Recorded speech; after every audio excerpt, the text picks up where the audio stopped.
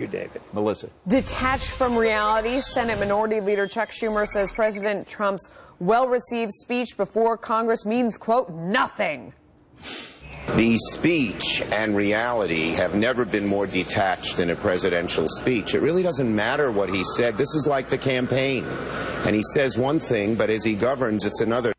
Wah, wah. Here now is Hadley Manning, Independent Women's Forum Senior Policy Analyst, and Capri Cafaro, former Ohio State Democratic Minority Leader. Thanks to both of you for joining us. Hey, absolutely. I mean, Hadley, this is the danger. So he goes out and he gives a speech and, you know, people rave about it. You have people like Mark Thiessen, who was the lead writer on a bunch of these speeches, was never Trump, saying this is one of the best speeches he's ever heard in a State of the Union. If you come out and trash it, you kind of sound like sour grapes, no? Well, first of all, the criticism that a politician might say one thing and do something else, that's not new for President Trump. That's unfortunately the case on both sides of the aisle in many cases.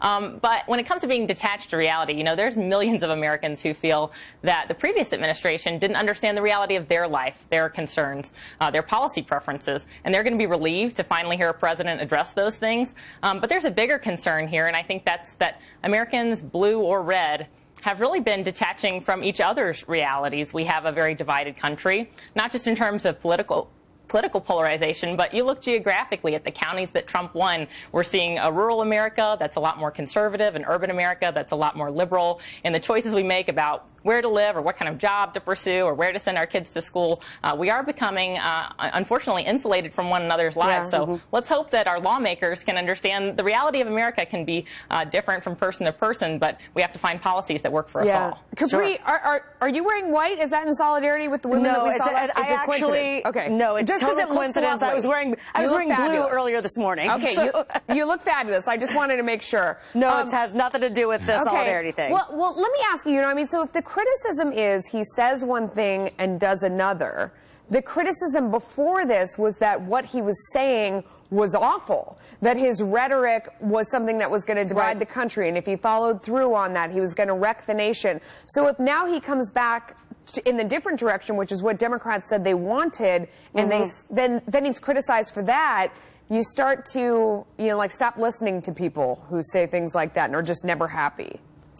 Yeah, I hear what you're saying, Melissa. I mean, I think that the issue here is that I think Democrats are kind of, you know, boxed into a corner, frankly, because President Trump presented a lot of policy issues, granted some in more detail than others. But, you know, when you talk about things like infrastructure investment or, you know, making sure that the middle class is not left behind and, you know, this message of unity and strength and all of these things are things that the Democratic Party has at least tried to hold on to as part of their messaging, and frankly, they've lost it to Donald Trump over the last, you know, 18 to 24 months. And so what are the Democrats to do at this point? Because they are relying on an implosion of Donald Trump in order to be victorious in the midterm elections in 2018. Hadley, speaking of strategy, you know, so with the immigration plan, for example, he comes out and he issues the executive order. Democrats jump on very specific things in there. Now we're hearing that he's going to change the specific things that they were yelling about.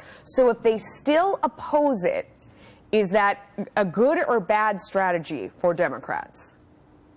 Well, it depends on what their goal is. If their goal is to get public support or it's long-term political strategy, or if they really want to affect the policies that we're seeing implemented, because President Trump wrote the art of the deal. I believe that he subscribes to this negotiation tactic where you make a big opening bid. You lay everything that you want on the table, and then you may not get everything you ask for, but you get more than you would have otherwise. And I think that's the case with the travel ban. Yeah, last word real quick, Capri, what do you think Democrats should do from here?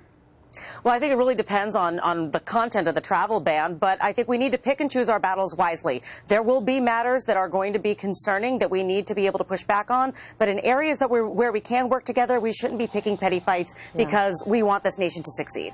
Ladies, thank you. Appreciate your time.